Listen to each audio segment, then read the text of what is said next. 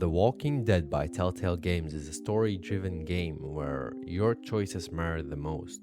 Although the game launched in 2012, its art style is timeless and lets you feel every emotion of every character. About who you were with in that car. And honestly, I don't even want to know. With amazing voice acting to back it up even more. We're just people trying to avoid those things, just like you. Don't come in here and swear at me. I'll say whatever I want if you start threatening these people. The game was launched in episodes like a seasonal TV show with cliffhangers and the next episode previews at the end of each episode, which made it feel kind of special. Next time on The Walking Dead, cliffhanger. This also made great tension building for the story at the time, and waiting for the next episode was really interesting. You play the game as Lee, you are Lee, as all of the characters features his anger, composure, happiness. All his choices are led by you, so you are him.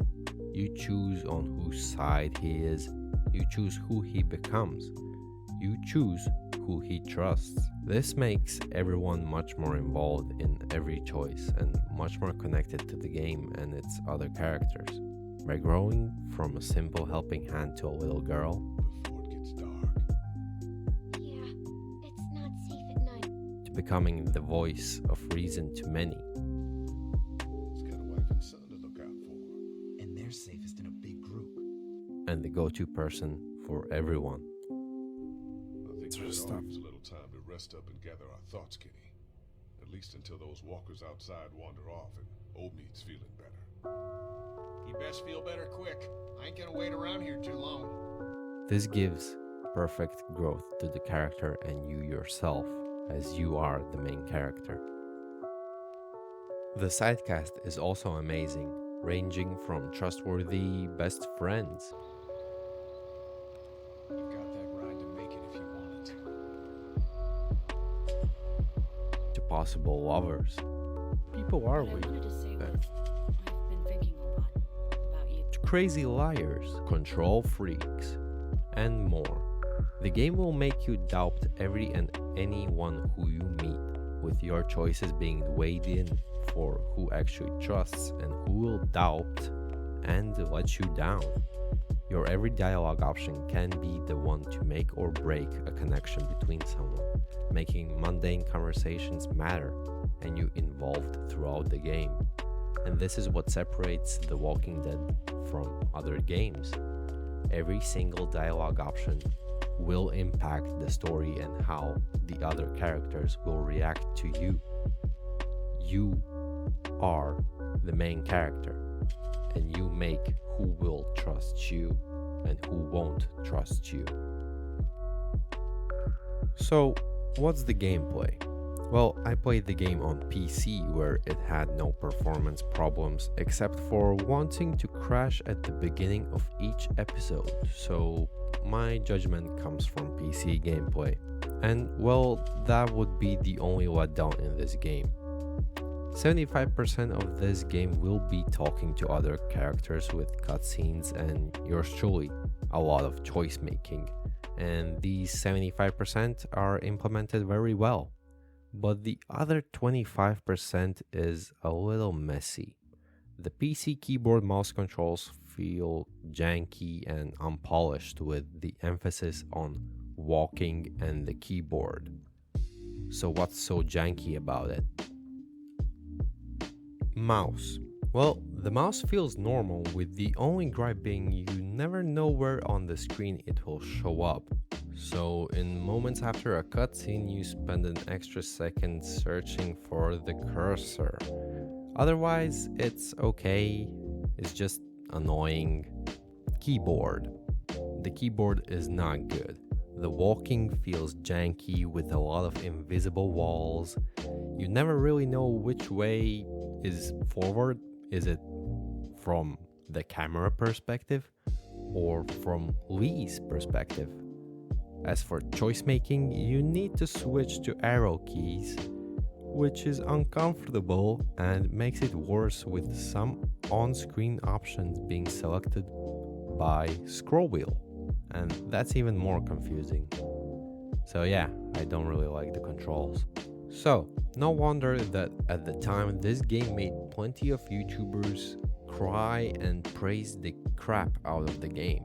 It is truly a great storytelling machine that still holds up today. I deeply recommend everyone to go and buy it, and if you don't have the budget, there will be a link to my streamed episodes for how my playthrough went. But I would still look out for this game when it's on sale, as every playthrough can be so much more different, which makes it so great. With the annoying controls, I give this game a 9 out of 10. It's truly a must play. It's a classic that no one should forget, and it changed how storytelling was introduced into games like these, where your choices matter. And now, to ranking every episode on its own, here are quick, spoiler-free rankings. And now I shall dwell a bit deeper into every single episode. Let's go! Episode 1. Episode 1 is just amazing. It starts off with introducing you to the world, to the controls, and mainly the main squad, or you could say cast, that the story will revolve around. Cast being Lee as yourself, Clementine as basically your main to-go person who is your first encounter and your main objective of keeping the promise to her. Kenny is your best friend with his family Katya and Doug. And also later on the episode you will meet Glenn, Doug, Carly, Lily, and her father Larry. The episode will also introduce you to critical choice making, which can kill a character off forever. Also introduces you to checking every corner for problem solving or story progression. And the way it is handled is very smooth and very good. So yeah, I really like this episode and it does a good job. Episode 2. Well, did you start to feel comfortable?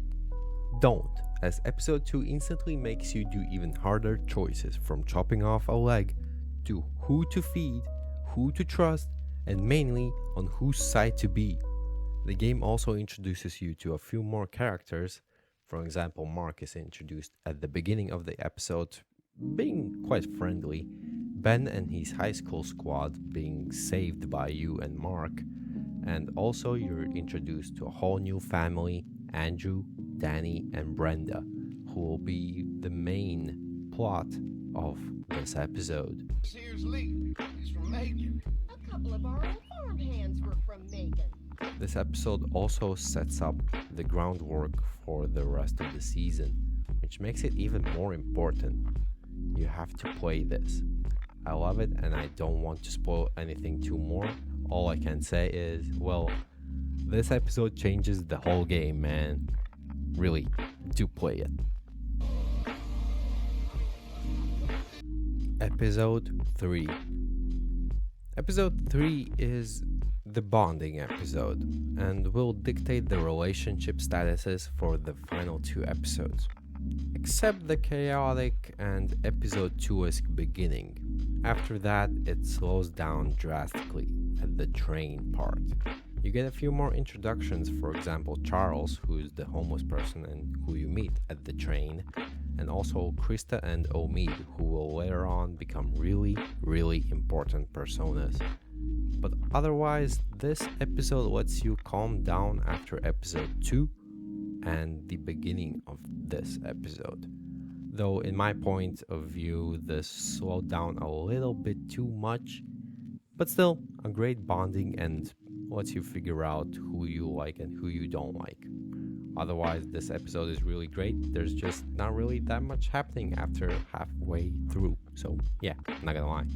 Good though, yeah. Episode 4 and 5. In my opinion, you should play these together, as episode 4 is the perfect setup to episode 5 with a huge cliffhanger. These 2 episodes perfectly combine aspects from previous episodes, from introducing you to new characters like Molly, Vernon, Bree and their squad, to following upon previous characters, giving you more choices and getting punished for the wrong choices you made in previous episodes. The only reason this is not a 10 out of 10 is because of the more baked in consequences, as no matter what you do, there is a scripted thing that will happen. Otherwise, it's a great ending to the season and to the finale of The Walking Dead. So that is it. Thanks for watching. Please like, subscribe. I don't know, maybe I'll play season 2. Otherwise, you can follow me and you'll find out. Otherwise, insane game, please go and buy it or watch me play it. Thanks, bye.